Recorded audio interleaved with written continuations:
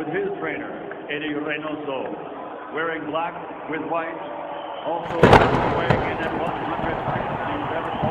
pounds. In his professional career, 54 victories, including 36 big wins by knockout, only one defeat with 2 draws, and he's undefeated for 6 years, and considered by many to be, pound for pound, the best in the world. He's the former 2-time light middleweight world champion, former middleweight world champion, former light heavyweight world champion, the reigning, defending super middleweight champion of the world, damas y caballeros de Guadalajara, Jalisco, México, presentando al gran campeón, Saúl Canelo.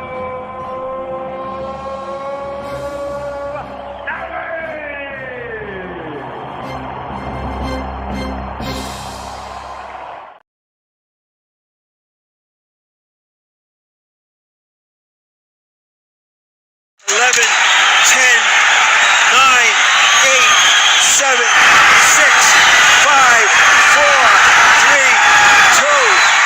What a fight! I think Canelo won it. Juan, the Hispanic Causin Panic, Lascano.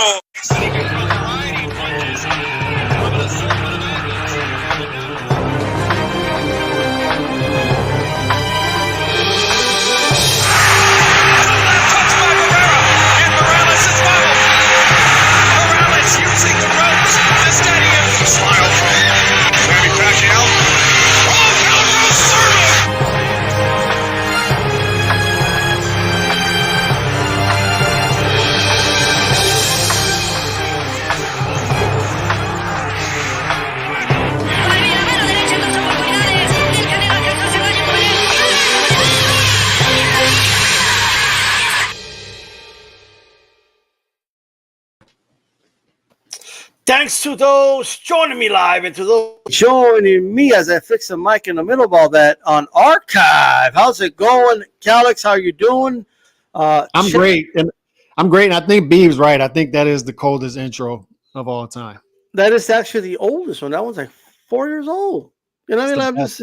That's the best. But Lennox was best. Didn't like it. He said it was like a broke version of like Game of Thrones theme. You know what I mean? But it is what it is. But I think he thinks it's too Mexican. I think like a Mexican version of Game of Thrones. You know what I mean? But let's go ahead and get this one started. First of all, thank you to everybody tuning in from Chicano Prophet, Andre Rodriguez, Nando Llamas, Lopitos Boxing's Breakdown. How you doing, Condado? I hope everything's good on your end, brother. Impala in the building. Says Steve-style saludos. All you guys, Remy just showed up. Make sure you share this on all your social media platforms. I don't care if you got 1 follower on X/Twitter. I don't care if you have 3 people on Instagram. Share it. It all counts, right? You put it all together, it all counts. Make sure you share it and hit the like button. 100%. Okay, we don't ask for money around here. We don't ask for participate in the chat. Let's get it going. Let's get this rolling. Wheelchair Man John, how's it going, brother? Okay. How's it going? Let's start off with just Zhang versus Joyce. All right. First fight, it was actually a really good fight, actually, but Joyce's eye was messed up. And we always said that guy Joyce, he could take all this punishment. Well, so could Zhang. So yeah.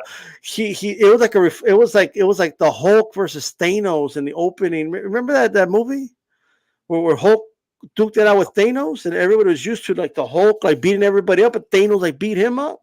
That's what happened here, bro. All right, you never seen Avengers, bro? I'm not a superhero guy unless it's Batman. I'm all for Batman. It's the only superhero that exists in this household. I'm just saying. Wow, he's depriving his kids of Captain America, Iron Man, unbelievable. All frauds. They're all frauds. All frauds. So Zhang Joyce, you guys tell us what you think about that, but Zhang Joyce, Calix, I felt this way about me personally. I felt Eubank versus Smith. Yeah, I just felt like the right guy didn't win that fight. Like you got that right. You nailed that one. Yeah. And I felt like it's the same situation here. Boxing's a very circumstantial sport. I think that I was messed up, and I think Zhang was getting tired, bro. I think Zhang was not going to finish that fight on his feet. Now to his credit, he damaged the eye. I'm not taking away the win. Now, don't get me wrong. I just think it's highly unlikely he messes up the eye again, and then they stop the fight because of the eye. I just think that's very unlikely, and I think Joyce stops him this time. Stops him mid to late rounds. That's what I think is going to happen. The juggernaut is coming back. You know what I mean? An eye for an eye. I like that promotion, by the way. It's great. But yeah, I'm a big Joe Joyce fan, but after watching that first fight, and what's making me halt a little bit is I'm seeing smart people like yourself, other betting guys saying, I really like Joe Joyce in this fight. And I'm the opposite. I don't see the adjustments that Joe Joyce could make to stop that straight left from landing. He looks slow in every fight, but we've been over that, right? He gets past that by volume, by taking punishment, by being a big guy, wearing you down. Just a lot of volume for a heavyweight guy. And he looks slow, but he's not as slow as he looks because the punches are being delivered straight, right? It's just boom, boom, boom, boom. However, against Zhang, he could not react quick enough to those straight lefts. I did not see him make an adjustment in that fight from round to round to stop those straight lefts from landing. And I don't see an adjustment that's executable for him to stop the straight left from landing in the second fight. I think the boxing world undervalued Zhang going into the first fight. He arguably beat Hrgovic. This guy, yes, he's 40 years old, but Joe Joyce is up there in age too. And Joe Joyce showed his age more in the first fight than Zhang did. So I'm looking at the betting odds right now, and I'm going in a different direction. I think now even Zhang, even after the first fight, is undervalued at even odds in this fight. He's a slight favorite, minus 130, but I'm looking at that Zhang by stoppage plus 140 to play in this fight. I see Zhang by stoppage. That was the result in the first fight. I don't know the adjustments that Joyce that people are saying he can make with head movement. When does Joyce ever show head movement? How is he going to stop the straight left? I see this, and I'm saying I see the same result playing out in the second fight ultimately. So I'm playing Zhang here by stoppage plus 140. I hope I'm wrong because I'd love to see Joe Joyce come back and win this fight. I would love to see it, but I think Zhang's a better fighter than people gave him credit for. And this style is good for him. Look, shout out to HLD in the building. How's it going? Mom, Food, Plant, and Things. And she has a YouTube channel. You guys can check it out. And Paula says, so Zhang is not going to offer Joyce a happy ending, is what you're saying, Alex? I don't think so. No. I don't think so. But I am like, because this happened. I mean, I'm going to be transparent. I didn't expect Eubank to do as well as he did against Leo. We talked about that off air. I never made an official prediction, but I didn't think that Eubank was going to win that fight, and I was wrong.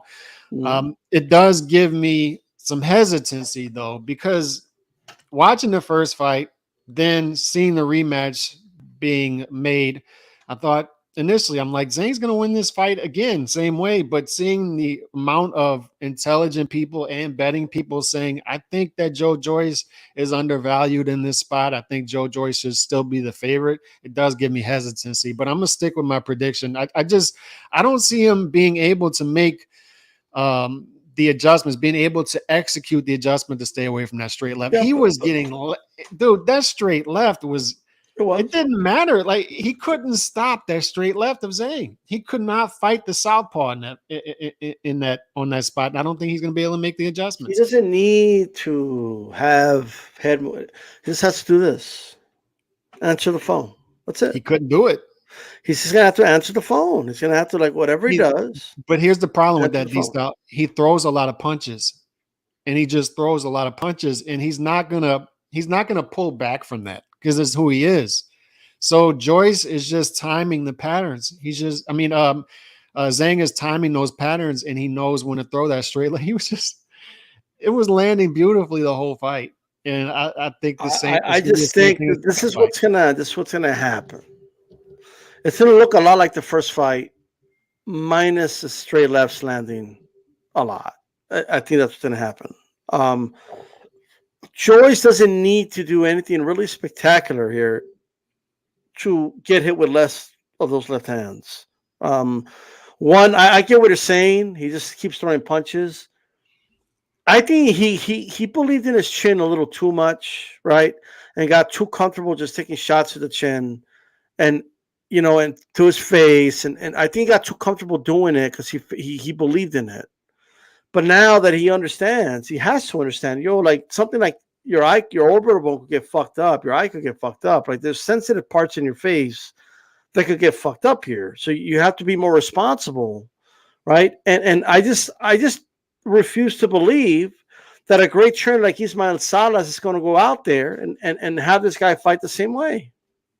I just don't think that's what's going to happen, in my opinion. I think there'll be small adjustments, small ones, just enough to get him over the hump of that 6th round to continue banging to that body because Zhang was getting tired, in my opinion.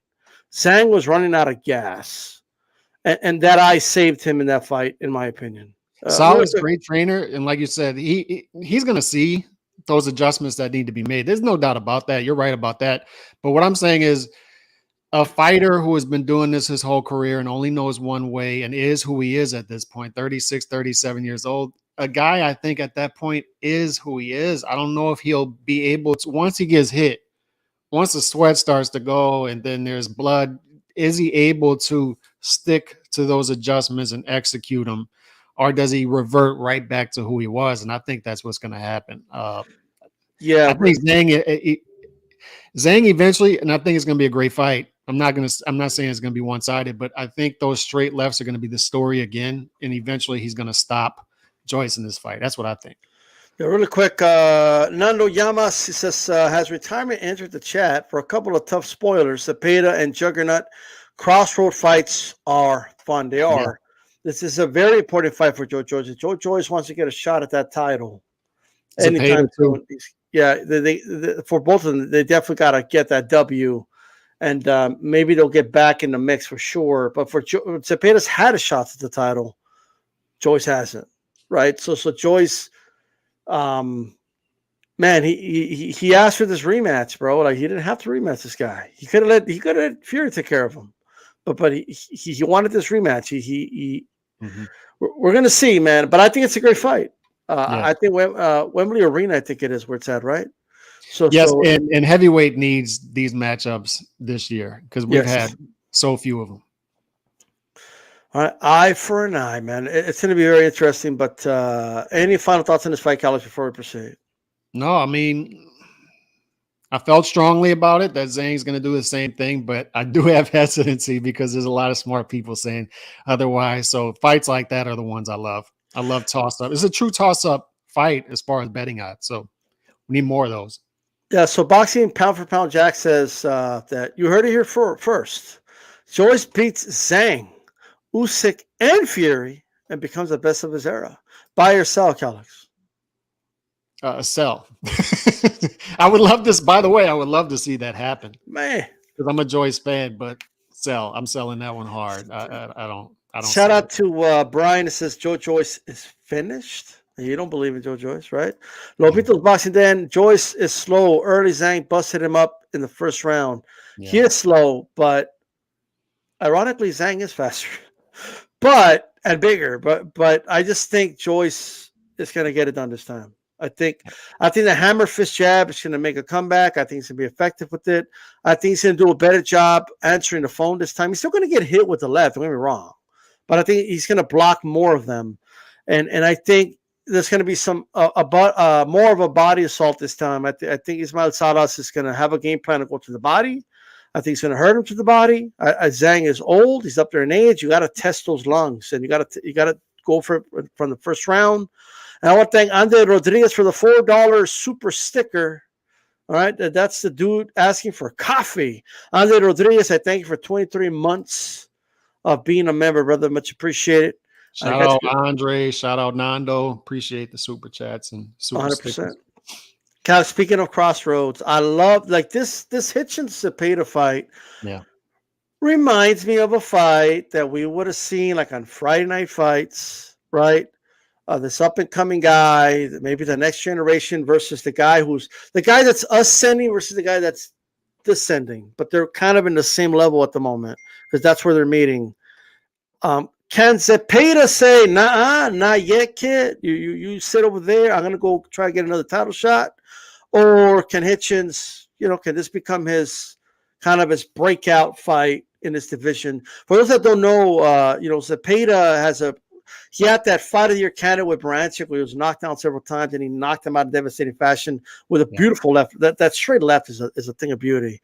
And he also lost a very controversial decision to Jose Ramirez in a very good fight, by the way. But many felt, I felt it could have gone either way, but many felt Cepeda won that fight. And of course, he got stopped by Prograis in another action fight, but Prograis' power was too much for him in that fight. Bad style for Cepeda, too, in my opinion. But how do you see this fight, Alex? This is a very, very, very interesting fight. Hitchens 4.5 to 1 favorite. I think that's priced correctly. Like you set it up. I love fights like this because it's another shot as for Zepeda, right? If Zepeda upsets Hitchens, then we're talking again, right? And Zepeda's a guy who deserves fights like this. Why? Because much like we were talking about earlier in the week for other fighters, tough title losses. It's not like this guy's being fed easy fights, vacant titles, right? It's Regis Prograis, Jose Ramirez. There's nothing wrong with those losses. They're losses, but now he's not at that top level. He's down here somewhere right outside the top 10. Let's see if he can claw his way back. And Richardson Hitchens, he's right there, friends, top 10, around the same area. And these are the fighters you need to get in there with, get on your resume. But ultimately, I like Hitchens by decision, minus 140. I think that's a good price. That's another one I'm playing. These are two, like, I haven't made bets in a while, but these are two that I'm definitely playing this weekend. It's Zhang by stoppage, and it's Hitchens by decision, minus 140, because Hitchens does not have power. He doesn't. Great boxing does not have power. Low KO percentage. He's not gonna knock Zepeda out, but I do feel confident that throughout the course of the fight, we're gonna see sort of a speed difference, a technical difference between the two, and he's gonna start the bank rounds later on in the fight, and we're gonna start to see a gap. And I think Hitchens wins this fight by decision. But another one, like Nano said, this is another sneaky good weekend in boxing. It just is. These are two fights in which, yeah, I'm picking Zhang, but I could see it going the other way. Yes, I'm picking Hitchens, but I can see another Montana Love situation in which he's upset, right? I can see it happening. Yeah, like Zepeda's one of those guys. If you're not that dude, he's going to find out. If you're a prospect coming up or a contender coming up and you're not that dude, he's going to find you out. Yeah, I think this is it's going to be interesting because, like you said, Hitchens isn't the biggest puncher in the world. So, look, let me lay it out this way: if Zepeda goes out there, Calex, and tries to outbox Hitchens, tries to, just outbox him and try to win the decision, he's not going to win. Like, point blank. I'm not saying he can't box him enough to get in the pocket, box him enough to get yourself in position, but what Zepeda needs to do here is he's going to have to take something to, in order to let his straight left shine. You know what I mean? He's going to have to put himself in some form of position, right, to let his straight left shine. And I think that's what he's going to do in this fight. I think Hitchens will be comfortably winning the first 2-3 rounds. And then I think that's when the motor, he's going to allow the motor of Zepeda to get going. Right, I don't think he's going to throw Cepeda off, right? And once the motor gets running, it's going to become very interesting. You see upset? You see an upset? I'm thinking a possible upset, and that's what I'm gonna like. Look, I'm not saying go bet on the guy. That's not what I'm saying. But what It's I'm good saying, odds. It's good odds. I mean, why not? I think the odds are wide. And if not upset, definitely something similar to a Linares Haney situation, where he lands a nice straight left and Hitchens is hurt and trying to survive. We're gonna learn a lot about Hitchens in this fight. Zepeda's a pro. He's a pro. Look, Cepeda lands a beautiful straight left on Hitchens, and Hitchens just eats it. We're going to learn that Hitchens has a hell of a chin. We're going to learn something about Hitchens in this fight. There's just a lot of things we don't know yet, right? And he's either going to get hit by Cepeda, and then we're moving forward. Going to be like, yo, Hitchens has a chin, right? Or Zepeda's not going to hit him with it, and we're going to say, man, Hitchens' defense is really good, right? Zepeda's a truth detector opponent, right? Yeah, we're going to find out some things. Yeah. Yeah, for sure. And I know you guys in the chat, you're asking about him. So look, I'm gonna say I'm gonna chicken out a little bit. I'm gonna pick Hitchens by decision. I'm not gonna officially say stoppage, but I'm just saying it's possible. But I'm gonna roll. I'm rolling with Hitchens, but it's gonna be some scary moments in there. That's my opinion of the fight. But Calix, people, including Remy, saying Conor Benn in Orlando. Thank you for the support, brother.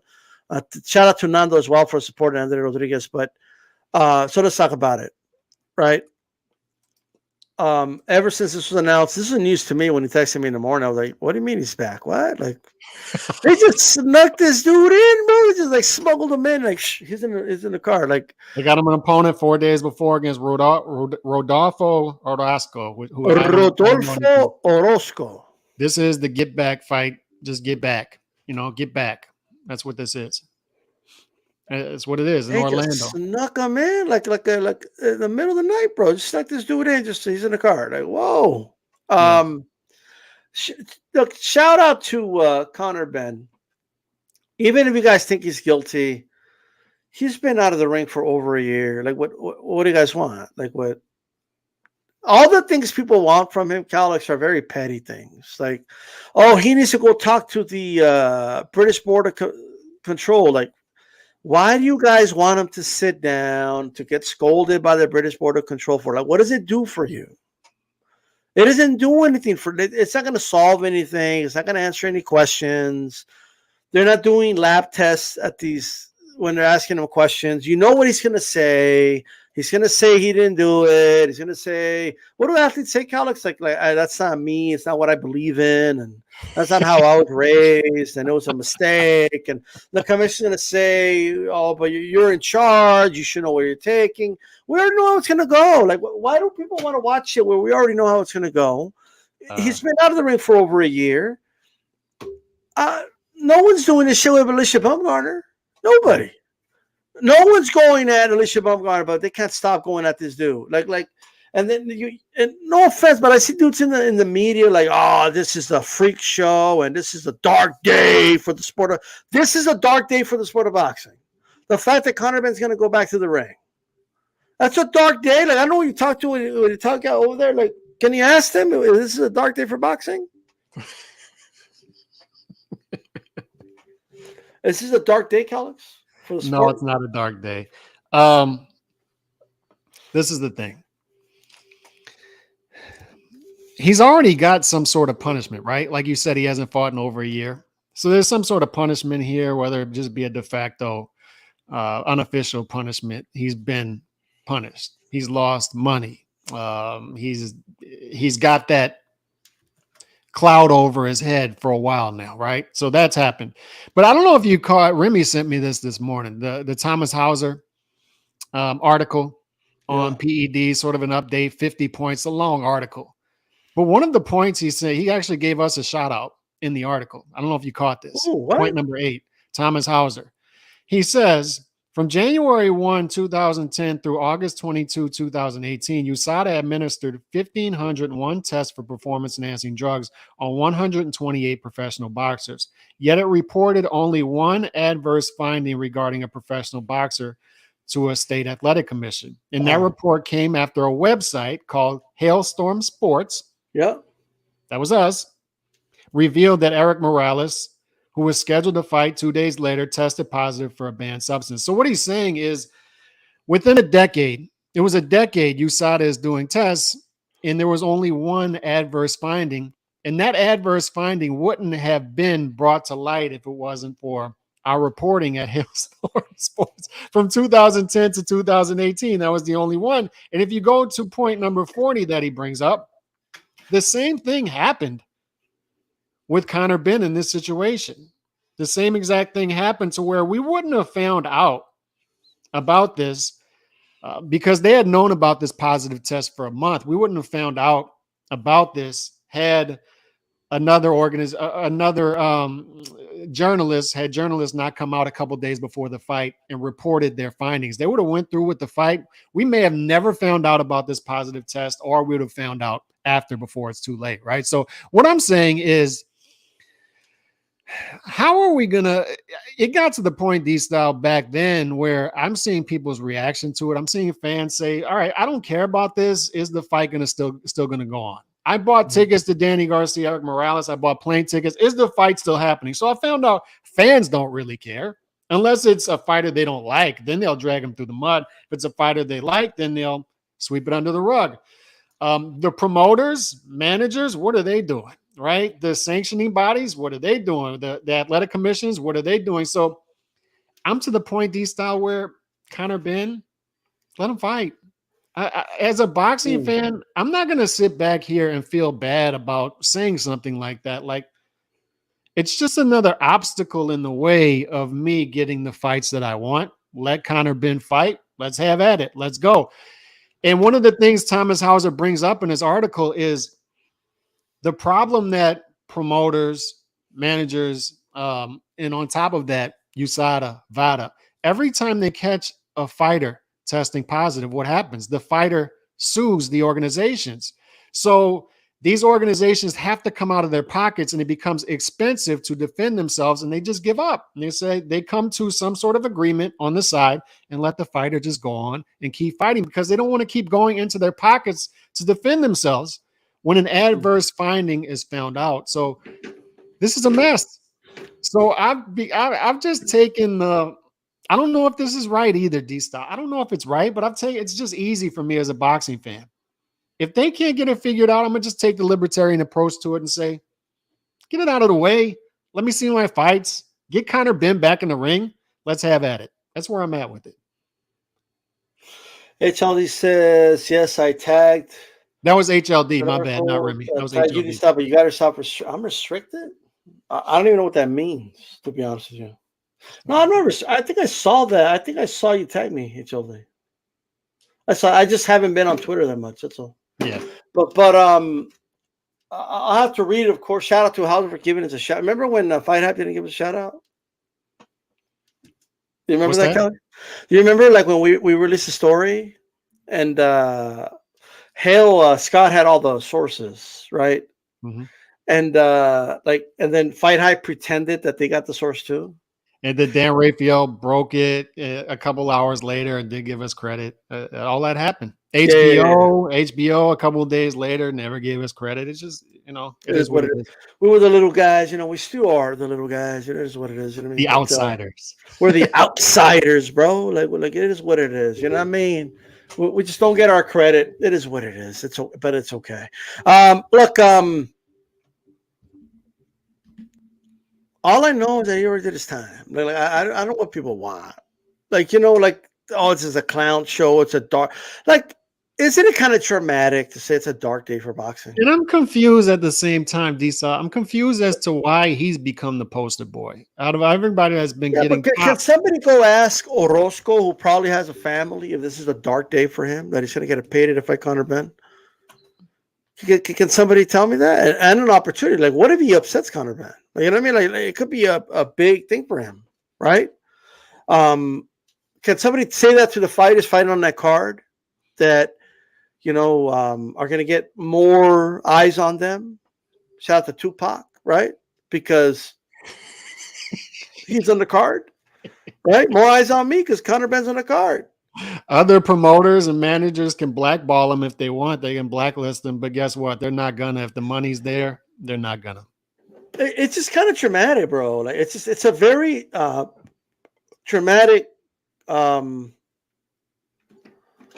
And by the way, it's a very traumatic sense. if these writers and journalists, content creators have such an issue with it, stop voting fighters that pop dirty into the Hall of Fame. That's one thing you can do. Whoa. Well, that's what. Yeah, but you know what happened? Like Dan Raphael didn't vote for James Toney for that reason, right? But then he voted for Shane Mosley. Yeah. So like, there's no consistency over here, bro. Boxing has a good old boy club problem, and we ain't in it. Yep. Yeah, and we ain't in it. We're the outsiders. You know, we're not in a good old boys club. You know what I mean? I don't want to be in a good old boys club. No, me neither. You know what I mean? I'm good, bro. You know what I mean? I like to talk to insiders like Roberto Diaz, who you know, obviously we understand he had a job as a matchmaker, and he was very open about that. But at the same time, when we talk boxing with him, he's a fan of the sport. He loves to talk boxing. You know, it is what it is. That's what I like to talk to. You know what I mean? Shout out to Roberto Diaz, by the way. Got to get him back on, bro. Shout out to him. Any last words on this Conor Benn thing, Alex? No, I'll be sitting there watching. In between my college football, I'll be watching Conor Benn back. And I'm looking forward to Saturday. I think it's a hell of a boxing weekend. You got it's going to be the late afternoon here watching Joyce and Zhang. And then you're going to have the night fights, which could get sneaky for a couple guys. And then we'll see Conor Benn back in action. I'm looking forward to it. I like for sure. 100%. 100%. Here's a topic I want to get to, bro. Let's talk about recently. It's like this happened the night of the fight, but it's just recently coming out for some reason. Apparently UFC president, he'll soon be CEO of UFC, said, "Look, this tonight was a success. We're going to keep doing this. We're not going to stop. I don't care if there's a big boxing event on the same day. I'll book another venue. We're going to keep doing this, right? We're going to keep doing shows on Mexican Independence Day. Like that. That's just he made that very clear. Okay, as clear as day. That there's no misunderstanding Dana White. And I want to know what you guys think. You guys are listening right now, so let us know what you think about all this. But I just think it's a lot of hot air, in my opinion, Alex. But I'll tell you why. We actually started talking about this way before that this became an issue on Twitter here on the show. Canelo booked the date for September. What's the date? Late September. I forget the exact day against Charlo, right? September 30th. Yeah, 30th.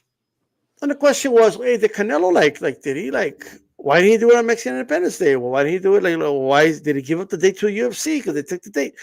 Let me just put it out there for you guys, okay? The UFC event, it did good, right? It did 2 million at the gate, right? I don't know what the pay-per-view numbers are. It probably did like 300,000 or something, right? It did good. Like I'm not saying it did bad, but those are not numbers that Canelo is sweating. That's not like 2 million at the gate is not like something Canelo's worried about. 2 million at the gate sounds like residents from Las Vegas went to see that event. It didn't sound to me like these are tourists or big time high rollers showed up to buy tickets, or it gave a boost to Las Vegas and gambling, or like it did something that would garner that's why Canelo didn't fight on that day. The big number he was touting was the 1.2 million unique viewers. That means new viewers they brought in to that. So that's how did he get 1.2 million unique viewers? Like where? From ESPN. So I'm guessing that was this a pay-per-view? I believe I don't know if it was ESPN or if it was on pay-per-view, but I find that kind of weird. I don't know. I don't know if I believe that. Mm-hmm. Well, it depends what he's talking about. But 1.2 million to ESPN. So I don't know if that's after the fight or if it's before the fight. Somebody confirmed that shit was pay-per-view if it was on ESPN, right? Because I'm not sure about all that, but I have solutions for boxing, but the solutions have nothing to do with UFC. UFC can actually be a good thing for boxing, and I'll explain why. But Calix, before we talk about it in general, like just stick up to Canelo. Do you really believe Canelo was sweating UFC and they don't want to do it because UFC had the date? No, that's not what happened there. No. Okay. No. So your main concern, I don't know if put words in your mouth, but your main concern was Canelo shouldn't even have let him do it. He should have just done the fight on that date. My counter to that is not that it's a counter, but all this is Jamal's fault because Jamal wasn't ready. So they had to do Jamal, and Jamal was to do a fight in October. So they got him to kind of agree to that date. I mean, that's what it was. Yeah, so I'm not even going to talk about the UFC versus Canelo thing because the bigger picture here to me is power brokers, advisors, promoters, managers, we call them the power brokers, taking boxing fans for granted. Sure. The Mexican American boxing market is the one you want to keep, and you want to do everything in your power to keep. You want to bend over backwards for that market. Mexican Americans carry the sport here in America. They just do.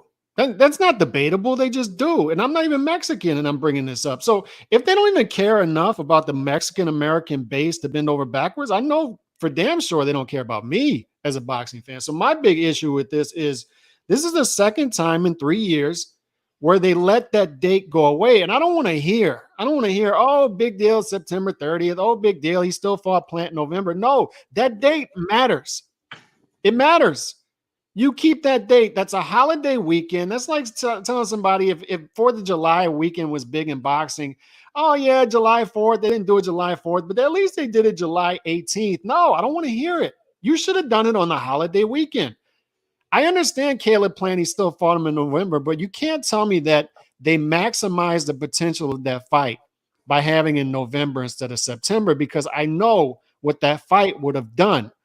It would have been even bigger on that weekend. And this is the second time in 3 years the PBC has fumbled this when it comes to Canelo. It's the second time. The first time they did it, Canelo has to come to Showtime, even though he's an A-side. Canelo's got to throw Caleb Plant more money. Canelo's got to sign a 2-fight deal. And then we get the fight in November instead of September. And people say, let it go. The fight still happened. I'm just telling you this stuff matters because the micro tells us a lot about where we're at on the macro level. And if they don't care enough about Mexican-American fans and Mexican fans to put the fight when it belongs on the weekend it belongs to maximize the value of that fight, then I know they don't care about me. I know they don't. Here's what's happening, Alex. So all good points. I don't disagree with one word you just said. But he just to kind of expand on that. Why do they keep taking people for granted? Every time I'm going to go there, but and then they'll have the boxing fans, the PBC fans, especially when I bring this stuff up. You're going to buy it anyway. I know I'm going to buy it anyway until I don't. Remy says you are Mexican to him, okay? So shout out to Remy. I got the pass. Good. Right. Here's the thing, all right? We have to kind of look at a couple of things here, okay? A couple of things to kind of look at. Let's think about this. Boxing does take fans for granted. Like it's a bigger problem. It takes all fans for granted. Boxing takes people for granted, supporters for granted. Boxing blames everything on its fans. Like the only ones they got left, they blame it on them, right? Boxing scolds its fans.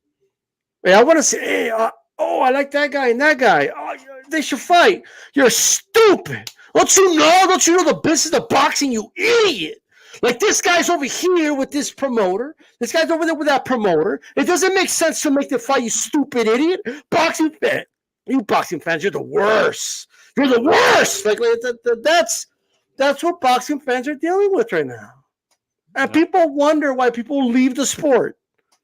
They're not leaving the sport because they started hating the sport. They're leaving the sport because you're scolding them. So let's talk about Mexican Independence Day weekend. How many big fights on Mexican Independence? Like UFC, this is the first event they did on this weekend. So we can't blame it on the UFC. How many have we had? We had Gennady Golovkin, Canelo 3 last year.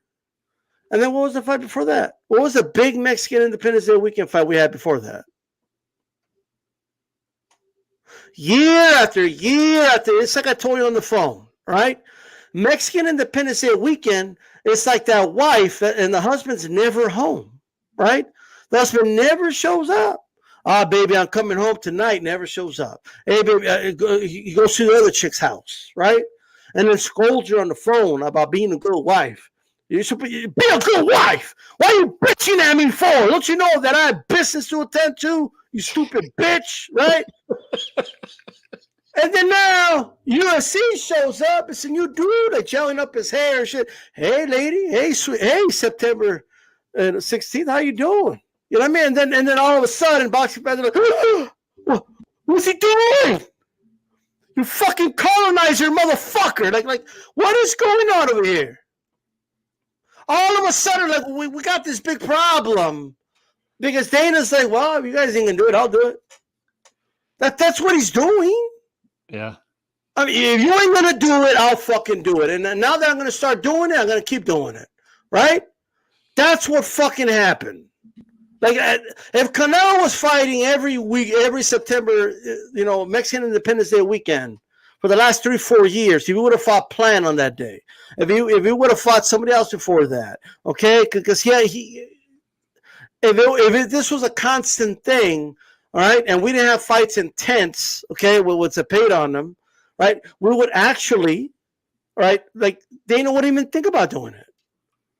Mm-hmm. But you're scolding your fan base, bro.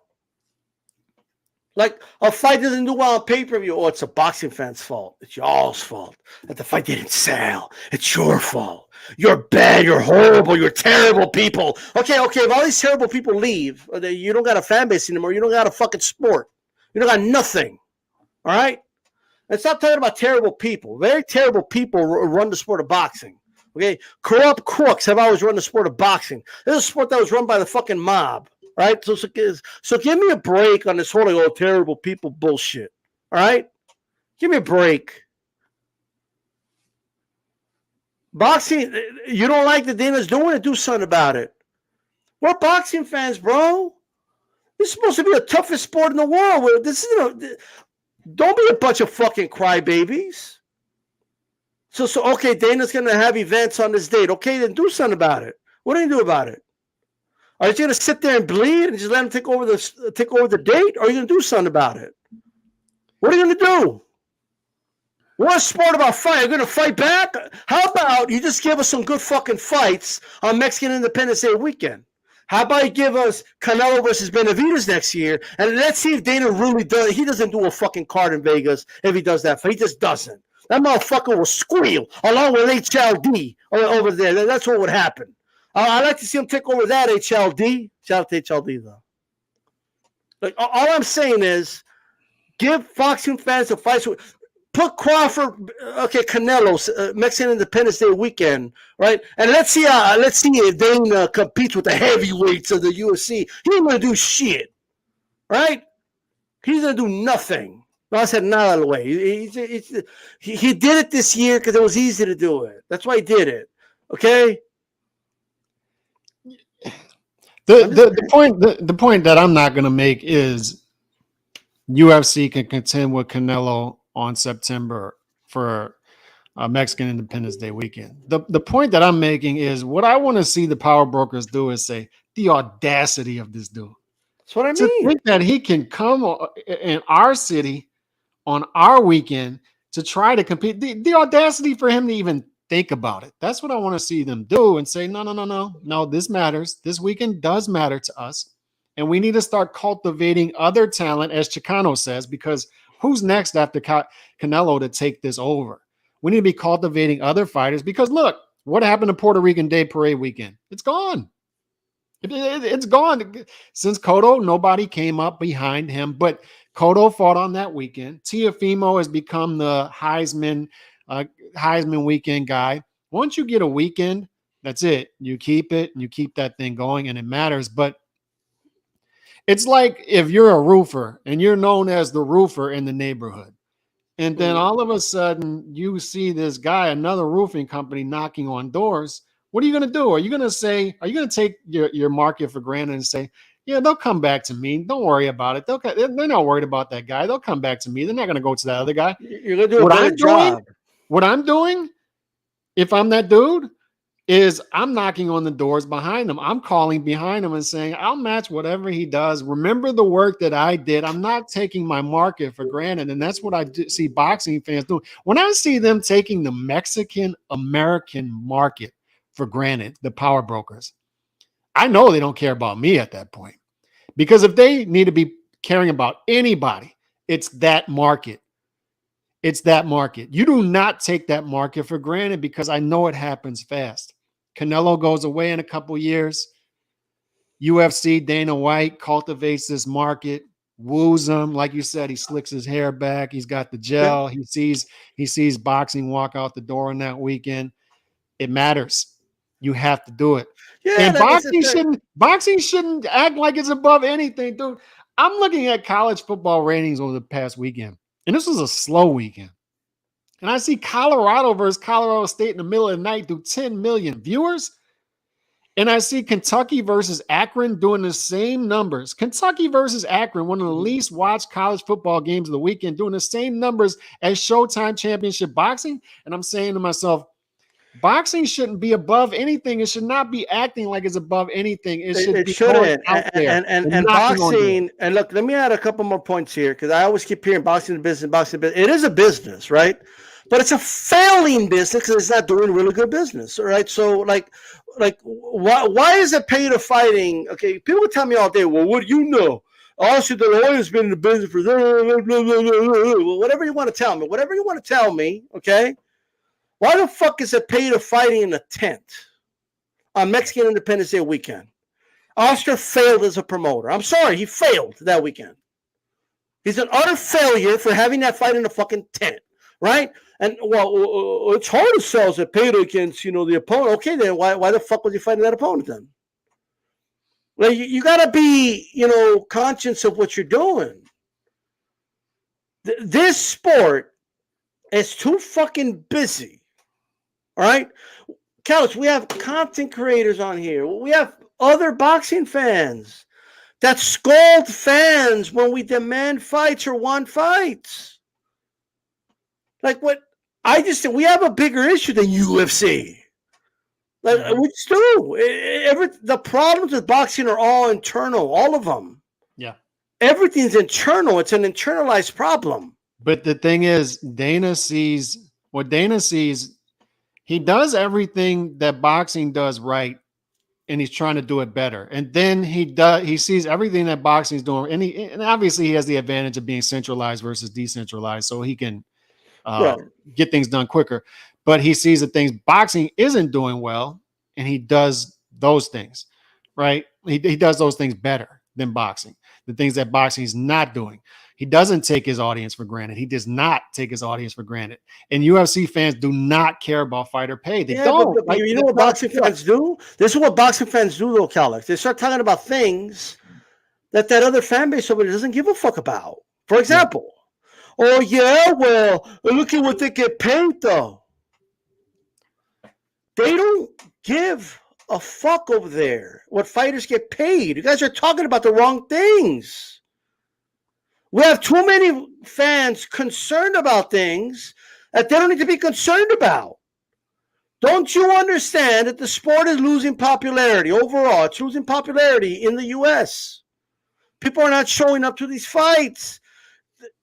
The outliers are outliers. Canelo's an outlier. Tank's an outlier. Those guys are an exception. Those are the stars of the sport. Those guys can sell anywhere.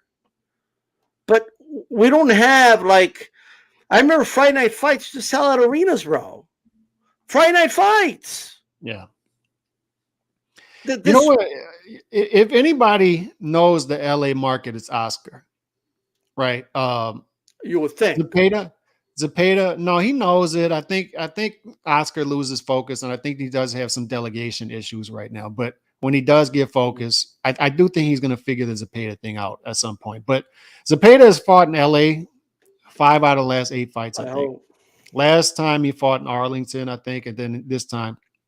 But anyway, LA area. But what I want to see Oscar do, what I would like to see him do, and this is coming from an outsider, right? But it makes sense to me, is find a spot, a specific spot, and continue to put Zepeda there quarterly, much like a Golovkin thing, right? Because I think he's going to struggle to get the big fights. I think guys are going to avoid him. And you put him in the same spot. If anybody is going to resurrect Home Depot Center, Carson, whatever they call it now, it's Oscar. Oscar will resurrect the place that Al Heyman destroyed. Al Heyman destroyed, from everybody I talked to out there, Al Heyman destroyed that spot.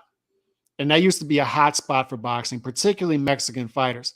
You cannot tell me that you can't get, what does that place hold? Like 4,000 or 5,000, something like that. You can't find 4,000 or 5,000 Mexican boxing fans in the LA area to show up there and watch William Zepeda fight quarterly. You can't tell me that. That's just lazy promoting. You have to put him there, resurrect that place, and let William Zepeda be the guy, the franchise there that helps you resurrect that place. Yeah, but Calix, he's not doing it though. It doesn't matter if he doesn't do it. Is my point. Yeah. Like Oscar's concerned about his beef with Eddie Hearn. Like he's concerned about some other shit he doesn't need to concern himself with. Right? He loses focus. Like he loses focus, and who knows what else he loses. You know what I mean? But you probably, I don't know. I don't want to go there. I'll say some bad jokes, but look, here's the thing. Let me take Eddie Hearn as an example. What does Eddie Hearn have to do with this? Well, like, okay, look, hear me out. Eddie Hearn, we can all agree Eddie Hearn knows what the fuck he's doing in the UK. Okay? In the UK, he's got it down. He's got it down pat, right? There's no worrying there. But when he goes to other countries, Eddie Hearn is like a lost dog that's just running around. He's just throwing shit to the wall, hoping something sticks. Okay? Why is Bam Edwards, why is that press conference in Orlando? Don't even do the press conference then. Like, I saw that. Yeah. That's fucking stupid, bro. Because here's what Eddie Hearn should do. And everything all ties together, okay? Eddie Hearn, he signed some African-American fighters. He signed some Mexican fighters. He signs a little bit of everything. But regardless of the markets, he can't quite figure it out. He goes to Mexico with a fighter, with Lara, and he can't sell out an arena. You're like he just doesn't know how to promote over here. And I've talked about this before. The guy is, one day he's in London, and then he's in like Australia. And then he's back in London, and then he's in Orlando, and then he goes to Mexico. And this is week after week, by the way, weekly. And then from Mexico, he goes back to the UK, and then he goes back. Then he goes to Australia. Then he goes to Monte Carlo, and then he goes to Paris, and then he goes to the US. Like this dude is like, when is he promoting these local cards? He shows up on a Thursday for a fight that's going to happen on Saturday. So when was Eddie Hearn going on the radio shows locally? When was he making sure that everything's done locally? Hold on, to promote everything locally. What Eddie Hearn needs to do is delegate, is what he needs to do. So if he's going to do a card in Florida, for example, like he's doing, right? I mean, he's putting some of the most random fights on that card. Why not instead, this is just an example, you give Christine Martin a call, who's a local promoter in Florida, right? And you tell her, hey, I have a DAZN date. It's going to be Hitchens versus Cepeda, right? I'm also going to have the co-main, all right? And then you handle the rest of the card. You could put your fighters on that card, and you promote the event on the ground, right? And you make sure that 4,000-seat arena is filled up. And you could fill that up for me. Next time I go to Florida, you're the one I'm going to go to, right? And that's what Oscar needs to do. That's what a lot of these promoters need to do. That they need to link up with smaller promoters that know the region, that know how to sell tickets regionally. All right, that's what they need to do. Eddie Hearn doesn't do that. Eddie Hearn just does a main event. He gets a rights fee. Okay, he gets a fight on the zone, and then the tickets go on sale, and it's whatever, right? Whatever happens. Then he shows up on Thursday, does a press conference, and guess what, Calix? The arena's half empty. Nobody shows up, right? You live in your orders. Were they promoting the progress fight? You got sick of it? No. They No. still did five. They still did about 5,000, by the way. It was strong, but no. They did. And here's another point. Know your area. If you would have booked it in an arena that fits 5,000 people, yeah, nobody would be clowning the event for all the empty seats, but he booked it in an arena with what, 20,000, 30,000? So it looked empty. So the appearance matters as well. All right. So with that said, Mexican Independence Day will be fine. It ain't going anywhere for boxing if boxing still wants it. If boxing's going to relinquish it and just give up and just sit there and bleed, and that's what's going to happen, right? But a lot of this, Calix, it's a bigger issue. Boxing does take its fans for granted. Boxing fans get scolded. We get scolded, Calix, when we say we want fights. We get told we're stupid. You boxing fans are dumb. You're idiots. You know what you're talking about. Don't even talk about it. Boxing's a business, and you don't understand that. You shouldn't be a fan. Go sit down. How dare you tell these fighters to fight each other? They put their lives on the line. Like they scold boxing fans about everything. All right? About it. It's absolutely ridiculous, bro. All right? It just is. Well, Espinosa, remember the fight they did in, I think it was January, with Tank and the other Garcia, Hector right? Luis, yeah. Hector Luis, and then he's tweeting out about like boxing fans are always complaining that they don't get real fights, but here we are giving them a real fight, and they don't want to support. You as a person selling that fight should not be complaining that people aren't buying it. It's on you to ask, why aren't people buying it? Why aren't people supporting this event? That's on you, right? 7-Eleven doesn't scold people because they're not buying the Twinkies in the counter, right? You know what they do? They stop selling those Twinkies and they listen to the consumer. They start selling what the consumer wants, right? Boxing is losing consumers in the U.S. year after year after year. And I know a lot of them personally, Alex, and they'll ask, hey, what's going on in boxing, right? Anything good going on these days? Because they stopped watching years ago. Final word. Yeah, so two things. Number one, what I think your critique of Eddie is, if you're everywhere, you're nowhere. Delegate. I think that's correct. If you're everywhere, you're nowhere. Delegate. Be regional. Be everywhere. Without being everywhere, if that makes any sense. So if you're everywhere, you're nowhere. The second thing is, boxing has a boxing problem. I've said this for years, since people have been bringing up UFC for 10 years. I don't have anything against the UFC. I see UFC fans and they're happy. I've been to UFC parties. I have no issue with the UFC. Never have. And different strokes for different folks. If you like that, you like that. And I know a bunch of people who like both. Good for them. I'm not trying to talk anybody out of being a UFC fan. But my issue with this whole situation with Mexican Independence Day weekend is, what I want the boxing power brokers to do is say the audacity of this guy to even think that he can do this, that he can tread on our market. This is our market. This has always been our market. We don't want to share this market. We don't want to share it. We can't afford to share it.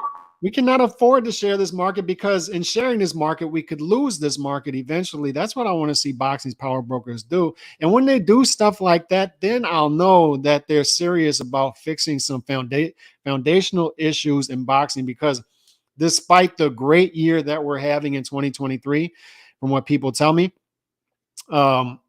we still have foundational issues. Those have not gone away, with fighter inactivity and with boxing's power brokers and the super fans of these boxing power brokers calling out fight fans who speak out for our own interests. That's all I'm doing here. That's all I'm doing, is speaking out for my own interests and saying, look, if you don't care enough about the Mexican American boxing audience, I know you don't care about me. If there's any audience out there, that you need to be bending over backwards for, to keep happy, to make sure you keep in the tent, it's that one. And if you're not doing it for that one, and how do I know you're not doing it for that one? Because you're willing to, for 2 years out of the last 3 years, give up that weekend not have Canelo fight on that weekend? This is Canelo Alvarez we're talking about. How do you have Canelo Alvarez not fight on Mexican Independence Day weekend for 2 of the past 3 years? To me, that's unforgivable. And that's what the PBC has done in this particular instance. Yeah, there's a lot of things we got to fix. We got to get back to paying fighters for market value and letting the market dictate what fighters get paid, and start rewarding high-risk fights to fighters, right? That's ultimately what we need to do to in my opinion, to fix the sport, because at the end of the day, overpaying fighters the way the sport has over the years has created a lot of stagnant, a lot of gridlock in the sport, okay? And that's why we don't get a lot of these fights. What Zepeda's doing right now, what he's doing at the moment, fighting Hitchens, is that's what one-time Thurman. Oh, that's what Thurman should be doing right now against Boots. But we're not getting that fight, right? What I learned a long time ago, and this isn't just boxing, this is life, is you focus on what you can control. You don't focus on what you can't control. So I can't control what UFC's doing as a boxing fan. The power brokers can't control what he's doing, but they can make it a lot more difficult for him to start trying to trade competition. Focus on yourself. The point I'm trying to get at is competition is a good thing. Okay, if you look at something that works, then you emulate it. Dana White emulates the things that work for boxing. Why can't we emulate some of the things that work for UFC? It doesn't mean we got to become the UFC, but what's the one thing? What's the regardless? And shout out to the super chat saying UFC is overrated. The best fight the best is a lie. Look, regardless of what we think, bro, perception in this life, and by the way, thank you for support. Perception is everything. There is a perception that the fights happen in the UFC. Yeah. Okay. I don't watch it enough to tell you, oh, that's true, not true. But that's the perception. Boxing has a perception, true or not, that the best don't fight the best often, right? Like if you look at Crawford Spence, yes, the fight happened, but you could argue it happened too many years too late. Like, you know what I mean? Like we could have moved on by now, right? So keep waiting at the station. The train will pass by, guys. That's the moral story when it comes to this. Speaking of Crawford, did you see Crawford, Alex? Or did you hear the rumors anyway? That is, I heard the rumor is Crawford is insisting the fight happens at 147 pounds. Here's my question. Is this Crawford basically saying, I'm going to give you an easy way out here, Spence, because I want to move on. So there you go. Right? Is it another way of saying, what are you going to do with this fight? Because I know you can't make 147 according to you. So I'm going to demand 147 is my contractual right to do so. The winner gets to pick the weight class. So I say 147. What say you? Right? Or could this be, I want 147. And if you don't want a 147, maybe you should offer some cheddar cheese, and maybe you could get it to 154. Give me some more money. I'm gonna flex my muscle here. I'm gonna use this to my advantage. Or could it be a little bit of both? Like I don't want to do it, but if you're gonna make me do it, you're gonna pay me more to do it. If it's true, by the way, this whole thing could turn out to just be a total lie for all we know. Yeah. If this is the case, if Crawford is demanding the rematch happen, if Errol Spence has exercised the rematch clause, and Bud Crawford is demanding 147 instead of 154, because both fighters have said, we don't want to fight at 147, we want to move to 154. And what do we also know is true? We know that the winner of the fight, I believe it was 60% of the split as far as the rematch clause. And the other part of it is they get to pick the weight. Whatever weight they want to fight at, the winner gets to dictate where they fight. So there's no let me start here. The Errol Spence fans, because there's a lot to unpack. The Spence fans need to shut up. They just need to sit back and shut up. I'm serious, man. They're nauseating, because you see some of them out there in the content creators say, oh, you know, why is he demanding? Is he scared of Errol Spence at 154? You have to stop. If you're an Errol Spence fan, you have to stop. You have to just shut up. All right. Nothing has aged well for you. You need to stop. You need to shut up. That's number one. But the other part of this is just because you have the right to do something doesn't mean you should do it. Bud Crawford has every right to demand the fight happen at 147. It's in the contract. And I can't criticize him for doing that. Nobody should be. But the advice I think I would give him, just as a boxing fan, just as an outsider, right? Just little old me. And this is the second part of this. Just because you have the right to do something doesn't mean you should do it. And this is where I may hurt the feelings of some of the people in my own tent, because I'm a Bud Crawford fan. Consider myself a big Crawford fan, have been for a while. And I know a lot of Bud Crawford fans follow my content, but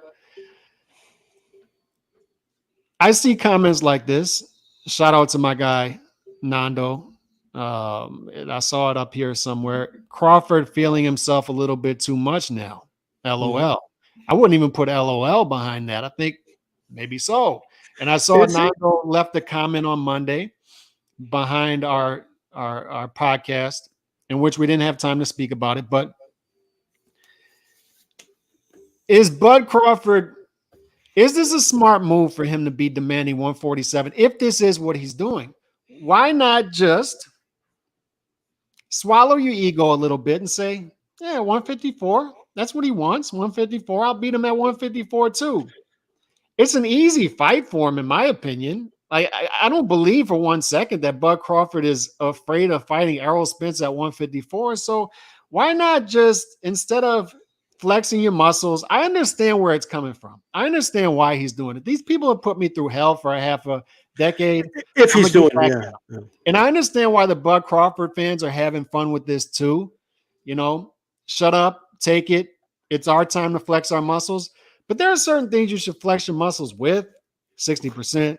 Other things, maybe glove size, whatever it be, ring size. I love it, bro. I know you love it, but isn't it a smarter move? No, to say, I don't want let's to see the do it fight. at 154. It's an easy fight. Let me beat up on Errol again. And then after I beat up on Errol in December, whatever, become fighter of the year, then I can fight Canelo at 168 or whatever next year, make a ton of money as well. And are we, at the same time, I would argue that, are we overvaluing Crawford as a star in boxing? I understand he's on the Joe Rogan show. He was on the Joe Rogan show 3 years ago. But let me finish this point. All right. Are we overvaluing? There's a lot to respond there too. So no, yeah. I'm gonna make this quick point. Are we overvaluing his market share? Because is Bud Crawford really a strong A-side pay-per-view?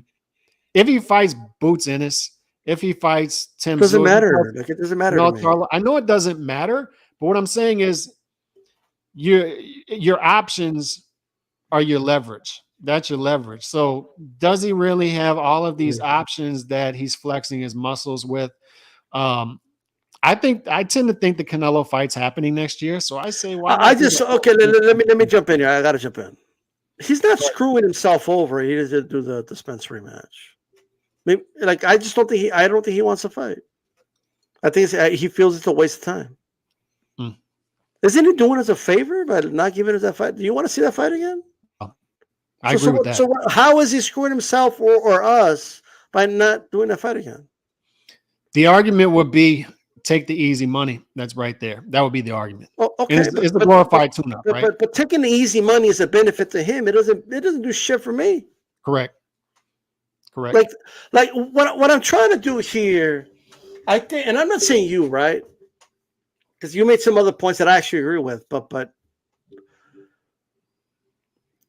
I think, like, boxing fan, like, it just goes back to boxing. Like, a lot of boxing fans are wired to make arguments that don't benefit us. Like, I don't want to see that. I think that fight's a waste of time. Cal, I think that fight sells far less than the first fight, because everyone knows the outcome. And that's my point. Yeah, go ahead. Yeah, so well, the thing is this. I think in Crawford's mind, look, he's obligated to rematch Spence. He has to rematch him. It's under contract. However, the contract also states that the winner gets to pick the weight class in the rematch. So Spence agreed that Crawford gets to pick the weight if he loses. Well, he lost. So by Crawford saying, we're going to 147, right? If that is in fact true. Again, I want to put this out there. This is the Benson tweet, and so this could turn out to not be true, right? So if it turns out to not be true, then they'll come at me like, you liars, you lie to me. Like, I don't want to hear it. But Calix, this is either a ploy to make Spence give him more money, right? Or it's a way of him giving Spence the out. Like, just go ahead and tell people you could have made 147, and that's why we're going to do the rematch. Blame it on me if you want, but we're not going to fight again. Because he does have other options, right? And it's not believable that he would duck Errol Spence. It's definitely not ducking. Like I just don't think that's what's happening. That's absurd. Yeah. And Errol took such a bad beating that if Errol wants to avenge that loss, right, he may very well give more money to Crawford. Now, granted, to this point, Nando made a great point. He brought up Bivol because it's very similar to what Bivol did. Okay, the difference though is that Bivol Canelo was not a two-way rematch clause, and it did not have a clause in the contract that the winner gets to pick the weight class in the rematch. That was not a thing at all, actually. Another difference would be Bud does have more options than Bivol, it would look like, and he's a bigger star in America. He's got the Canelo fight. I would argue, my argument was going to be Bud Crawford. Look, the fight of the century doesn't do, they're saying 650 is what it did. That's what they're saying. Some people say 550, 600. So although they made money, I think when it's all said and done, when they calculate all the numbers, because it could take months sometimes to get it all, it's going to be close to 700,000. Okay, but still, is that the biggest thing in the world? And Bud Crawford's the B side on there. So is Bud Crawford really the star? Not anymore. Is he really the A side pay-per-view star? I'm not sure. But he does have more options than Dimitri Bivol, and he is a bigger name. So he's doing us a favor if he's trying to make sure this fight doesn't happen, bro. I agree. I don't want to see the fight. Like that's what I mean. Like I'll take the W. I don't want to see it. I'm just being honest. I'm not against it if it happens, right? But if it happens and it's at 147, then it is what it is, bro. I don't feel sorry for Spence. Like, I agree with you. Like, the Spence fans just shut the fuck up at this point, right? They need to shut up. You guys got no say. You guys can sit over there while we talk this out, okay? I don't want to hear it. Just sit right there, right? But we got Blu-ray. Blu-ray's gonna join the team. He's gonna come out with his buzz cut this time. I don't give a fuck. The Spence fans need to stay in that corner and time out. Just stay there. That's what you've been pointing at this whole time. You're pointing at the Spence fans. Yeah, the Spence fans you motherfuckers, you better stay right there. I got him in timeout over there. Just stay. Just be quiet. Just stay over there. You have no say in anything. Whatever Bud wants to do here, Bud has the right to do. But there is two ways to look at this too, and we always look at it from the consumer standpoint. And we don't want to see this fight, so fine, fair enough. If 147 demanding it there, I'd rather see Bud versus Tim Tszyu. I'd rather see Bud fight another guy at 155. I don't care who it is. People are going to get mad at me for saying this. I don't care if Mendoza pulls off the upset against Tim Tszyu. He could fight Mendoza. Will it sell the same as the Errol Spence fight? No, but I don't care. It's a fight I would watch. I would watch it. I want to move on. I don't see the Spence fight. Could this be Al Heyman's doing too? I mean, could this be him trying to get out of a rematch? Because that fight doesn't sell. Like Spence Crawford or Crawford Spence too. How do you sell that to somebody, bro? How do you look at somebody straight face and be like, no, Spence, he's got Blu-ray this time. Okay, like you think your average person's gonna hear that? He's gonna have Blu-ray in his corner, and they're gonna buy it. You think your average dude out there that doesn't watch but understands like let's say like the wagering thing is true, right? You think your average fan out there understands all that? Like oh no, but they're in a different weight class. He's not gonna be wagering this time. But they're gonna look at you like, what are you talking about? Like, why are we doing this again? Why are we doing this again? He beat him like he made it look bad, bro. I remember one of my aunts told me, she goes, She said, "Ay, pobrecito." Like she said, "Pobrecito," like poor guy. Like she felt bad for Spence. Like she felt like her heart was like That was rough. hurting for Errol Spence. Did, You could. I felt bad for the dude. I felt sorry. Like that's how bad he got beat up, bro. so the more time goes on, the more I think we're gonna get Canelo versus Bud next. I just like Maul. There's nothing planned. I used to think it was gonna be Mel, then Maul, then Benavidez. I'm starting to think Maul's not gonna be ready still, and then who else are they gonna have to go unless they go to the Benavidez fight next? But I tend to think that they're saving that for next September. So I saw Bud again tweet. He's not letting this go. He tweeted again this morning, 180. I'm at 180. 168 is going to be real easy for me. The more I think about this, the original plan they had was Maul, then Errol, 164, then Benavidez. I tend to think that Mel stepped in for Maul. Somebody, maybe Bud stepping in for Errol, and then we get Benavidez after that. I tend to think this is more realistic than people are thinking. Canelo versus Bud. What do you make? Speaking of Errol Spence, I know you want to stay right there, right? But they came out right when they're not on timeout. Like they come out, they're like, I saw this one tweet. They go, if the shoe was on the other foot, you Crawford fans will be saying otherwise. Like I'm thinking to myself, I'm like, if Bud Crawford got destroyed by Errol Spence in the same way, I wouldn't be advocating for a rematch, bro. I'd be saying, Bud, sit this one out. Like, this who fuck you up. That's what I'd be saying. Yeah, if he got beat up like that, and shout out to Appletop. He made a great point. I was comparing this fight to the Arturo Gotti Floyd fight. That's how bad the beating was. Happel actually told me like it's probably worse because at least Gotti didn't go down. Like Gotti wasn't getting knocked down like a lot. Like he took a beating and they stopped it in the corner, right? But he didn't get knocked down, bro. Like he wasn't stopped, bro. Like McGirt stopped it in the corner. Good stoppage by McGirt, by the way. But you could argue it's a worse beating than Floyd Gotti. Could you imagine them trying to salvage a Gotti rematch? Oh, Gotti wants to do it at 147. He was weight trained at 140. With a straight face. Like, oh, Gotti's got this. And the Gotti fans, like, imagine Calix is the Gotti fan. Like, nah, my dude, if he's not weight trained, he could beat Floyd. Like that's how they sound, bro. I, along with every Gotti fan, said, let's move on. Let's go fight Thomas Daumgart. Let's move on. And look, this is how I know how irrational certain fan bases are. And I think I've seen enough of it to know that it's true in a big segment of the Spence fans. Because I was a little bit naive. I thought, all right, after this beating, they're just going to stop. But now they're asking for a rematch at 154. And this is a big segment of the fan base. When Gotti loses a fight like that, the Gotti fans are like, all right, let's just move on. We're fine. Like, we're fine. You can't beat that one. You're fine. It was the same with Canelo against Bivol. They tried to project like the Canelo fans were like, oh, it was the weight. If we switched the weight, they tried to put that on the Canelo fans took that one in the chin. We're going to bring them down to one. That never happened. The Canelo fans, particularly me, said, I don't think you could beat this guy.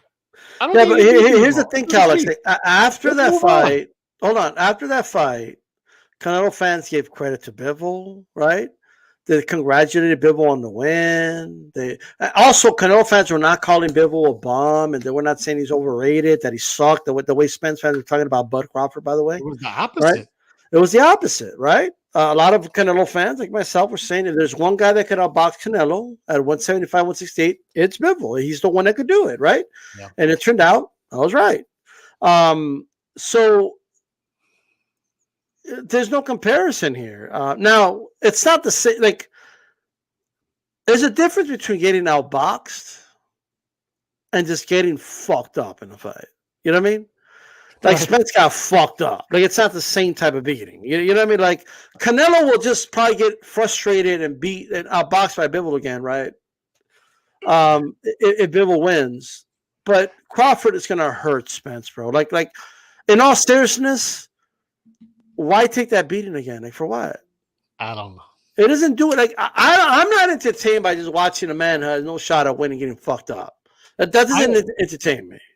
From a competitive standpoint, I understand why Spence would have the Sure. belief in himself that he could do it, right? Right. He's himself, and he needs to have people around him to say, dude, we need to leave this one alone. The funny Like, part if about I'm Derek James D style, I'm saying, dude, we need to leave this one alone. And obviously, he may not have those people around him, but I'm telling you, I wouldn't put it past Crawford is giving him the out, bro. It's like he could. And it may not even be Crawford. It may be. I wouldn't put it past Al Heyman to be in Crawford's ear and say, you know what, just demand this at 147. He can't go there anyway. Let's talk our way. Let's get past. I don't want my guy in there again. We can't make money off of a rematch of a slaughter. Who the hell wants to watch that again? Who wants to watch that again? I just want to remind everybody that when Canelo lost, Canelo fans for the most part that the loss is fine. And it was all the dudes that just have a hatred for Canelo and his fan base that were like out here pretending. Like they do this thing where they come out, oh, the Canelo fans, they're on suicide watch. Oh, look at them. They're a horrible fan base and they're a bunch of fanboys. And look at them. They can't handle the loss. And it's like, that's projection, bro. Because look at y'all, how you handle the fucking Spence fight. You know what I mean? Because this is a lot of these were the same dudes that you show them a fucking picture of Wilder getting knocked out by Fury, right? Because I noticed this, right? Shout out to Liza. Like she actually told me this. She's like, every time they show me a picture of Canelo getting punched by Floyd, I always like hit him back with like Fury knocking out Wilder, right? and they always get pissed the fuck off, right? But those are the same people saying, oh, the Canelo fanboys, they can't take it. Oh, they got beat up. They don't know how to handle it. But that's all projection. And look how they're handling this loss, bro. I saw videos saying that Crawford, like, it didn't blow up like the Wilder one, but that Crawford, we know there's something up with the gloves. The glove exploded in the Avanesian fight. Something's up with that. You can't. The guy said he went to a sporting goods store, bought a glove. You can't open it the way Crawford opens his, right? Which is the stupidest shit I ever heard. Like, how are you going to compare a glove you bought at the sporting goods store with like a professional boxing glove? Like, that shit's stupid, right? But you know, that's you what know, I want to make this observation clear. You know, another part of this is the reason it's easier for Canelo fans to get over L's is stuff moves quick in the Canelo world. I've talked about this. Like after he loses the B-Vol, everybody got past after a couple of days. Why? Because 17 days later, he already announces his trilogy fight with Golovkin on pay-per-view. I flew out there for that fight and it was beautiful. Like that gate did $23 million live gate. The concerts everywhere. Mexican Independence Day weekend. It was a beautiful weekend. And the B-Vol loss was already like way in the rear view. And this was 4 months later. And this is what I'm saying. The world, I think a lot of times why you see this in the PBC world in particular is their fighters just aren't active enough. So if Errol Spence gets destroyed by Bud Crawford, the reason is so catastrophic to Errol Spence's fans. The reason it's so catastrophic to Deontay Wilder's fans is when are we going to see this guy again? When are we going to see him fight again? So he can't come out and get retribution 4 months later. He's just not going to do it.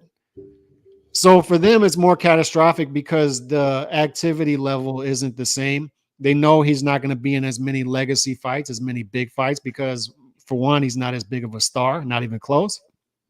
So for Canelo fans, it's easier to get by because the next big fight's 4 months later. It's just easier to get through. 100%. Alex, what's more likely next year? Crawford Canelo or Benavidez Canelo? Same question in the chat. What do you guys think is going to happen more likely? Which one of the two? Or both? Shit. Sitting here on September 20th, 2023 is tough to say because I think it's more likely as time goes on, as Bud calls for it, as it looks like the Spence fight may not happen, that Canelo versus Bud, which I think they've measured up. they've done the math in their head and they realize how big of a fight that would be. And it's not the fight that I would like to see, to be transparent, but I think it's likely to happen. So what I want to see is Canelo Benavidez, but I think what I'm more likely to see first is Canelo versus Crawford. And I'm not putting anything past Crawford. Like I wouldn't say that Canelo's going to easily get past Crawford. I think the weight difference is huge. I think Canelo will win that fight, but I'm not putting anything past Bud to say he's going to fight Benavidez 4 months later. I don't know. But what I want to see is Canelo Benavidez. I think what I'm more likely to see sitting here right now by a little bit is Canelo versus Crawford next. But we could see both next year. I don't know. Because what's weird is once Canelo signed with PBC, like the moment that happened, because here's something you were right about, and it was the fake Benavidez fans, right? They were really just PBC fans. They just wanted Canelo to go over to PBC. That was their main objective. Benavidez was just the guy they were using. You know what I mean? Because they've quieted a little bit. Yeah, they got extremely quiet. Like they just did, bro. Like I remember it was Benavidez or nothing. Benavidez or die. You know, they went from Benavidez or we riot to they don't even care the Benavidez fight happens anymore, bro. And me as a fight fan, I could genuinely say I want to see Benavidez Canelo next year. Like without a shadow of a doubt, I want that fight. Yeah, me too. And I think it's a good fight. I think it's a great fight. I think that fight will take things to the next level, especially if they do it in September, Independence Day weekend. That's a fight that makes sense for that weekend, to be quite frank. I would argue that the Cinco de Mayo weekend is a bigger weekend for boxing, even though it's not a bigger holiday in Mexico, but that's just my opinion. I think Cinco de Mayo that's a day not even Dana has touched yet, but that one's next, by the way, if boxing doesn't guard that date. But I think Canelo Benavidez Cinco de Mayo weekend would be beautiful. It just would. That would be absolutely huge. It's a fight I want, and it's a fight we always wanted. And it is disappointing to see guys that were advocating for the Benavidez fight no longer advocating for it, right? Shout out to Edwin Castillo. The menstrual monster has no fans, and he ducked morale. Damn. I just read them, guys. Thank you for the support, brother. I'll say this very honestly, though. Very honestly. And by the way, on top of Canelo Benavidez, I'd like to see Bud versus Mel. I want to see that. Yeah, I do need to say this very I am a fan of Benavidez. You know what I mean? I think I like to watch him fight. I think he could be a star in boxing, right? And a Canelo win would do a lot of wonders for his career, or even he has a fight of the year candidate against Canelo. That could do wonders for his career, right? I just think people get frustrated with the language his dad uses, how his dad flip-flops from apologizing to attacking to pick one. You know what I mean? Samson as well, Samson. Yeah, they stop flip-flopping. Don't say the one thing on Spanish interviews and something. Benavidez is temporary fans, and we can't like it's Benavidez too. Like you got to fight the fights, man. Like I understand you can't hide behind the promoter, the advisor. You got to fight the fights. You got to fight the fights eventually. And I think that's one of the positives of this. I know you don't like the Andre fight, but I think Plant. I don't like it on pay-per-view. I don't like it on pay-per-view. But right, me neither. But on the surface, like if you look at the resume, Plant and Andre in the same year is a good year. It is. And that gets us in the direction we need to go. And at that point, it's Canelo Benavidez. Do the fight. If Benavidez beats Plant and Andre in the same year, let's go. Let's get that fight. I don't look. People are gonna have a right to, and they'll always have a right to say what they want in this chat, right? But I have to be honest, man. Like I'm starting to not like the. It's not that people aren't justified or they don't have the reasons, but I think after the Plant win, like that train was moving, like it was like a freight train, and it's lost so much momentum, which is why I wanted him to be like Clubber Lang, bro. I wanted him to be like, yo, Canelo, I don't know where the hell you're going to sign. If you come to PPC, great. But if you sign with Matchroom, I'll still fight you. I'll still go over there. Yeah. I'll go to the zone and fight you. Like I want. That's the energy I wanted, bro. I didn't like the whole like, well, we don't. Why would we go over there? He's a free agent. He should come over here to PPC. Like that whole thing. Because when you go after it, like Fulton did with, if Fulton would have acted the same way with Inoue, he would not have gotten the fight. If Fulton would have been like, no, I'm gonna wait for his contract with over there to run out, or he comes over here to PBC with Showtime, where we know how to run things better than them. So Inoue should bring his ass over here. Good luck. We don't get the fight, right? Benavidez should have already, bro. He should have already been doing it. Like when Plant, remember when Plant, they offered him $10 million to go fight in the zone. They said no, and and we talked about it earlier. They fucked up the September date because they were playing hardball. They wanted to get Canelo on a multi-fight deal. Canelo wanted a one-fight deal, whatever, and then they agreed for November, whatever, right? So why wasn't Benavidez like, I'll go to the zone. Shit, I'll take the $10 million. I'll fight you. I know I don't have a belt, but I'll do it. Like I'll take less than that, whatever it is, right? Mm-hmm. Where was like they should have been going after this dude, bro. But for whatever reason, PBC fighters don't need to do that. All the other fighters in every other promotion, people say it all the time. Oh, he should challenge this guy over there. But when it comes to PBC dudes, like they get a pass on doing that. It's like the weirdest thing in the world. Like if somebody wants to fight Tank, what do they say? Hey, you got to go over there. He's a star. Even Shakur said it. Like Shakur was like, who am I to offer anything to Tank? I mean, he's a star. Like you know what I mean? I got to do whatever he says. Like that should have been the attitude towards Canelo with all these guys a long time ago. Right? Who am I to wait for this guy to finish his contract with the zone, right? And then hope that he signs with my promotional company and hope I get the fight. Now, you should have been saying, I'm willing to go over there. That was always my point, right? It will always be my point. And ironically, he might not even get the fucking fight. Even though Canelo signed with PBC, like Crawford just threw a monkey wrench into all this shit. That's the sad part about all this is Benavidez didn't even need Canelo to become a star. I agree with that. Yes. Sad part. There's no need for a handoff. You don't need the handoff. Go become a star on your own. I agree with that, but that was not trying to tell me. Don't just tell me about Golden Boy promotion affiliates. I tell you about PBC. I'm going in on PBC right now. What do you mean? But yeah. And I have to say this too. People are writing in the chat. We can't write off Mel for next Saturday. And we'll be talking a lot about that next week. Okay, how many are going to pick Mel? If Mel does win, then we got an immediate rematch, and all that other stuff goes away. Oh, then Benavidez is definitely not getting the fight. Right, Benavidez or Bud, all that stuff goes away. Hey, Calix, I heard the dad of Benavidez say, "Oh, I hope Mel wins because then we get that motherfucker out of here, Canelo." Like it's just like, bro, if Mel wins, you're definitely not getting the fight. Mel ain't gonna fight your son. He's gonna fight Canelo again. Like what do you think is gonna happen? Like, no common sense. So nobody is writing off Mel, but I just want all the dudes saying don't write off Mel. How many are you going to pick Mel to win? What I want to know. How many are you going to pick Mel to win? And we're going to talk a lot about that next week for sure. Planning a lot for next week, so you guys make sure you tune in.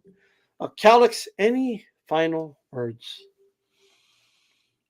Good to see Conor Benn back this Saturday, and I'm not going to apologize for saying that. And like my boy Nando said earlier, sneaky good weekend for boxing because although I like Zhang to win the fight, wouldn't be shocked at all to see Joyce. I am on Zhang to win by stoppage, and I am on Hitchens to win by decision. Although Zepeda's a pro's pro, and if anybody can find him out, like Zepeda can find out Hitchens if he's not that dude. So this could go either way this weekend. Good fights, good action, and I'm looking forward to this Saturday. And then it's a good appetizer for where we're going to get the following Saturday. Bigger fights, good card to be honest, and good couple weeks coming up in boxing. 100%. Just another thing I want to throw out here. as a final thought, anybody worry about UFC / MMA taking over Mexico as over boxing's place as a combat sport? Whether that happens 15, 20 years from now, I don't know. But as far as anything within 10 years or less, I just don't see that happening. UFC, Carlos, you said earlier about Eddie Hearn, if you're everywhere, you're nowhere. But what I'll add to that is you can't be everywhere at the same time. There's boxing cards every day in Mexico, okay? There's a fight somewhere happening, okay? There's boxing gyms everywhere in Mexico. Like, it's a poor man's sport. It's a sport that poor people get into very easily. You could turn pro at the age of 15. In Mexico, there are tens of thousands, I would dare say over 100,000 professional boxers in Mexico right now. UFC has a lot of work to do and a lot of catching up to do to catch up to that. I don't care what institute they open. I don't care what performance center they open. They got a long, long, long way to go before they ever catch up to that. When Canelo fights in Mexico, he gets 20 million viewers, okay? When Marquez would fight, Mexico City was empty. There was just something about boxing, about boxeo in Mexico that's going to be around for a long, long time. That doesn't mean there's no room for UFC to grow and to become popular. But I think people confuse UFC growing in popularity with boxing losing popularity. I think they confuse those two things. All you got to look at is the UK. For a long time, the UFC pushed hard in the UK, and they were successful. But that didn't stop Anthony Joshua from becoming a superstar. That didn't stop Conor Benn from becoming a superstar. That didn't stop Ricky Hatton from becoming a superstar. They still have the best boxing fans in the UK, arguably. They have cards there all the time. They sell out stadiums all the time, even though UFC has grown a lot in popularity over there. It's more popular in the UK than it is in Mexico, right? Conor McGregor, huge star over there, even though he's from Ireland, but still, at the end of the day, the two things can be popular at the same time. If boxing fails its fan base, if boxing doesn't produce to its fans, if boxing continues to scold its fans, if boxing continues to overpay fighters, therefore ruining, us seeing the fights we want to see in the process. If boxing keeps doing those things, then guess what?